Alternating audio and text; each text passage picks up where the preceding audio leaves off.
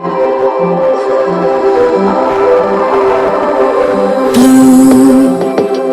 feeling behind my eyes. Episode की शुरुआत में किंग और युवा को दिखाया जाता है, जहाँ युवा किंग से कहता है कि अरे तुम थोड़ा धीरे धीरे चलो ना, इतनी तेज क्यों चल रहे हो। तभी अचानक युवा उसके ऊपर गिर जाता है और उठते हुए उससे कहता है कि मैं नशे में हूँ तो तुम्हें मेरी हेल्प करनी चाहिए। तो किंग कहता है कि हाँ, इसलिए तो मैं तुम्हारा फायदा नहीं उठाना चाहता हूँ। ये सुन युवा अपनी शर्ट निकाल कर फेंक देता है और धीरे धीरे उसके पास आने लगता है। इसी बीच किंग उसके नेक पे किस करते हुए नजर आता है।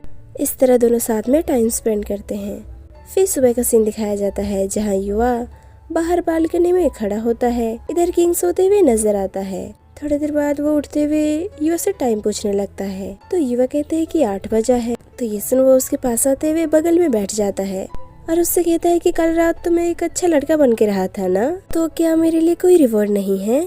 तो मना करने लगता है। तो ये सुन वो कहता है कि इतने बेरहम मत बनो, वैसे भी कल तो कुछ हुआ ही नहीं था। तो ये सुन युवा कहता है कि आज के हफ्ते का कोटा खत्म हो चुका है। ये बोलो वहाँ से चला जाता है। थोड़ी देर बाद किंग वॉशरूम में नजर आता है। तभी वहाँ युवा टॉवल लेने के लिए आता है, जिसे देख किंग उसे अचानक से पीछे से गले लगा लेता है, लेकिन वो घबरा जाता है। तो ये देख किंग उससे कहता है कि मुझे माफ करना, तुमने कहा था कि तुम्हें ये पसंद नहीं है ना। ये बोल वो वहाँ से चला जाता है। फिर सीन आगे बढ़ता है, जहाँ जेड किंग से कहता है कि मैं तुम्हें सच में डांटना चाहता था। रात को तुम्हारी मॉम का कॉल आ रहा था तो तुमने उठाया क्यों नहीं। उस समय तो सिर्फ 9 ही बजे थे। आखिर तुम रात को क्या कर रहे थे। तो किंग कहता है कि तुम्हें क्या लगता है। तो वो कहता है कि कहीं वही तो नहीं ना जो मैं सोच रहा हूँ। तो किंग कहता है कि हाँ, वैसे मॉम ने क्या कहा था तुमसे। तो जेड कहता है कि कुछ नहीं, बस वो तुमसे अर्जेंट बात करना चाहती थी। तो किंग कहता है कि ठीक है, मैं उन्हें शाम को कॉल करके पूछ लूंगा। तो जेड कहता है कि वैसे तुमने बताया नहीं कि तुम रात को किसके साथ थे। कहीं वो कोई उस क्लब का तो नहीं है ना, या कहीं बाहर का है। क्या वो क्यूट है। तो किंग युवा को देखते हुए कहता है कि हाँ है ना, बहुत ही ज्यादा क्यूट है और वो मेरे टाइप का है, हमेशा ही मेरे से बिल्ली की तरह लड़ता रहता है। तो ये सुन युवा गुस्से के मारे अपनी सीट पे जाके बैठ जाता है। तभी जेड किंग से कहता है कि तो क्या वो सिर्फ 1 नाइट स्टैंड था, उससे ज्यादा नहीं। तो ये सुन किंग युवा को देखते हुए कहता है कि हाँ, उससे ज्यादा ही था। तो वो कहता है कि क्या बात है, ये हुई ना मेरे दोस्त वाली बात, तुम बहुत ही ज्यादा कूल हो, मैं तुम्हारा हमेशा ही सपोर्ट करूंगा। तभी किंग कहता है कि हाँ वो तो मैं हूँ ही, चलो अभी उठो। फिर वो उसे युवा के सामने बैठाते हुए युवा को कहता है कि इसी तरह तुम काम करते रहो। तो जेड कहता है कि हाँ मुझे पता है, वैसे तुम मुझे क्यों बता रहे हो। किंग उसके माथे पे किस कर लेता है, जिसे देख वो कहता है कि अरे तुम ये क्या कर रहे हो। तो ये सुन किंग अपनी सीट पे जाके बैठ जाता है। थोड़ी देर बाद किंग युवा को मैसेज करते हुए कहता है कि आज रात के लिए मेरे घर पे। तो ये देख वो रिप्लाई करते हुए कहता है कि तुम चुपचाप से अपना काम करो बस। तो ये सुन वो अपना काम करने लगता है। इधर युवा अपने नेल्स को देखते हुए किंग की पीठ पर लगी रात की चोट को याद करने लगता है, जिसे याद कर वो जेड से कहता है कि क्या तुम्हारे पास नेल कटर है।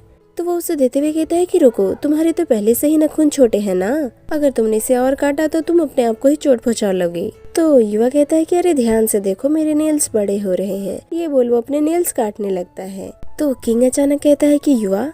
तभी युवा अपने हाथों को चोट पहुंचा लेता है। तो ये देख किंग भागते हुए उसके पास आने लगता है। इसी बीच जेड और गुन वहाँ पे गिर जाते हैं। तभी किंग युवा से कहता है कि आखिर तुम इतने लापरवाह क्यों हो। जेड ये तुम्हारी गलती है, तुम्हारे उस नेल कटर की वजह से ये हुआ है। ये बोल वो युवा को लेकर वहाँ से चला जाता है। थोड़ी देर बाद किंग युवा के हाथों पे बैंडेज लगाते हुए नजर आता है और उससे कहता है कि मुझे माफ कर दो, ये मेरी ही गलती थी कि मैंने तुम्हें आवाज लगाया था। तो कहता है कि चलो कोई नहीं, वैसे तुम मुझे आवाज क्यों दे रहे थे। तो किंग कहता है कि मैं तो बस तुम्हें डिनर के लिए पूछना चाहता था।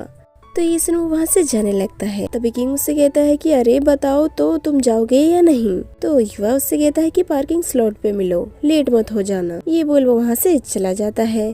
तो ये सुन किंग मुस्कुराने लगता है।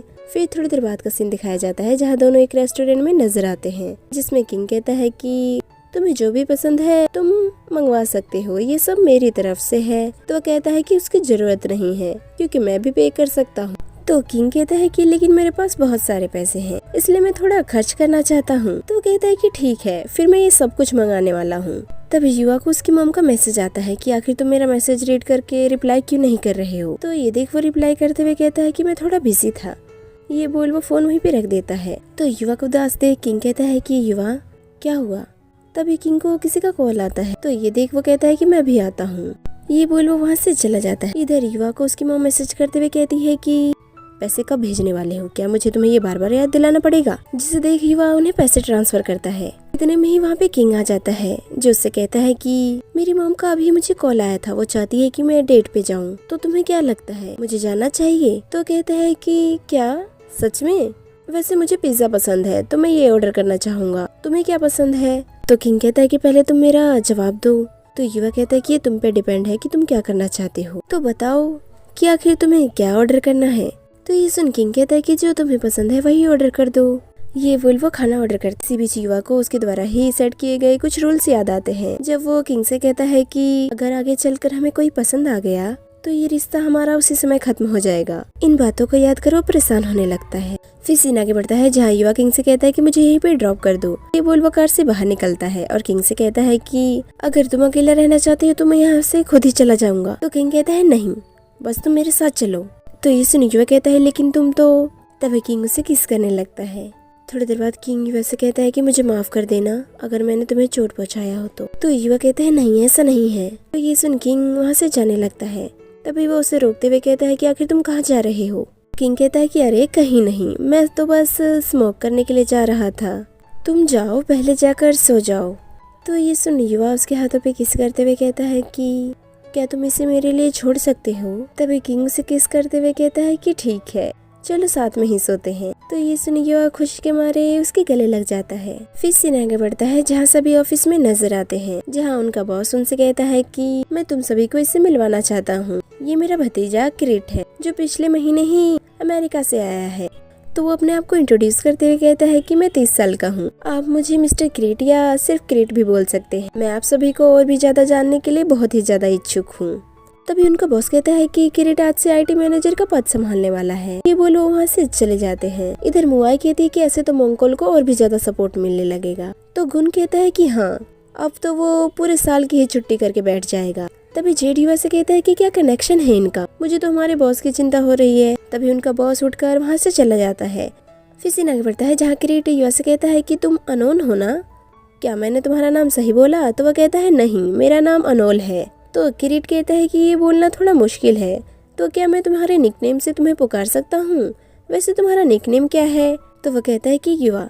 तो ये सुन क्रिट कहता है कि चलो ये तो बढ़िया है, क्या तुम ग्राफिक डिजाइनर हो। तो वह कहता है कि हाँ। तो ये सुन क्रिट कहता है कि मैं कोडिंग में तो अच्छा हूँ लेकिन ग्राफिक वाली चीजों में नहीं, इसलिए हमें एक दूसरे के सपोर्ट की बहुत ज्यादा जरूरत पड़ने वाली है। आशा करता हूँ कि तुम मेरा ख्याल रखोगे। ये बोल वो वहाँ से चला जाता है। इस एपिसोड का ये पहला पार्ट यहीं पे खत्म हो जाता है। Hope you guys you like this video. तो चलिए नेक्स्ट एपिसोड में मिलते हैं जो कि आपके लिए जल्द ही अपलोड किया जाएगा।